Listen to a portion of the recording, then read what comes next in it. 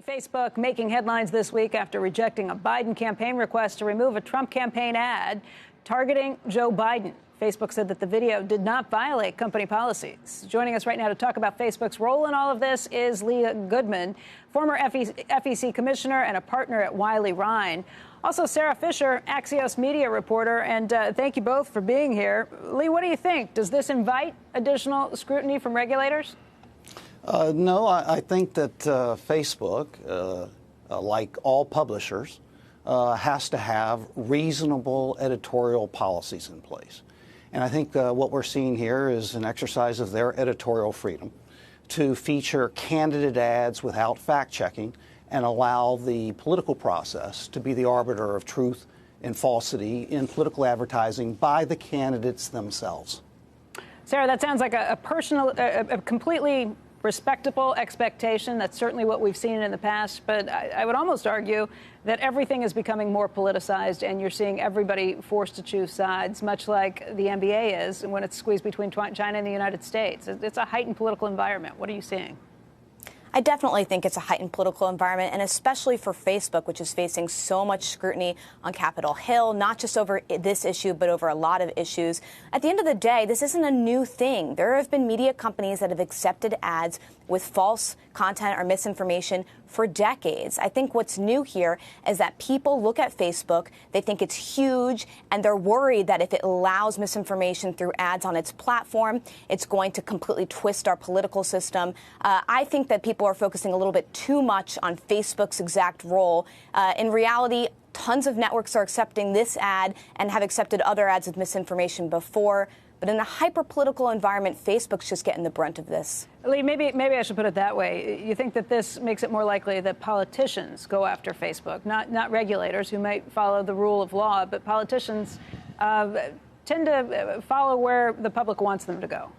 Well, Facebook is condemned whether they do or whether they don't. Yeah. And, they don't want to be the arbiter, and they don't want to take sides in these political debates. And their stated policy, I think, is fair. When it is candidates' direct speech, whether it's free posts on their web pages on Facebook or whether it's paid advertising, they are going to allow the people and the other politicians and the press, just like we're discussing it here, they're going to let the political process be the arbiter of truth and falsity, especially where the speech is direct speech by a candidate to the American people. But, Lee, what do you make of TV networks, newspapers, other forms of media outside of the Facebook world who oftentimes look at ads, see if they're accurate or inaccurate, and say, we are or aren't publishing these things?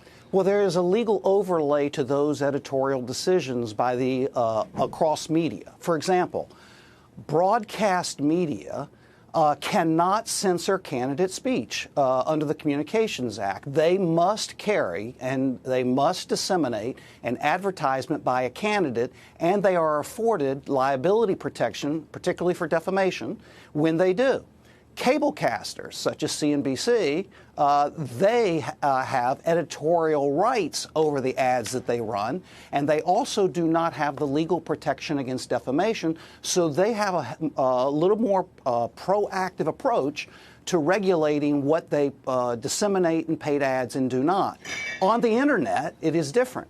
The Internet, Facebook has editorial control over what it posts and doesn't post, both free post as well as paid ads, and they have immunity protection under Section 230 of the Communications Decency Act. So the editorial decisions are drawn not only by the editorial choices of the various media platforms, but the legal liability. Do you have a problem? Last year, I don't know if you recall, CNN and Fox, in a almost bipartisan approach, removed a commercial that President Trump's political team had put together portraying immigrants as a violent threat. Was that you agree with that decision? Disagree with that decision? What I agree with is that all of those media you just mentioned, they are cable programmers. They have editorial standards, and they are allowed to apply those editorial standards to the ads that they run, unlike broadcast.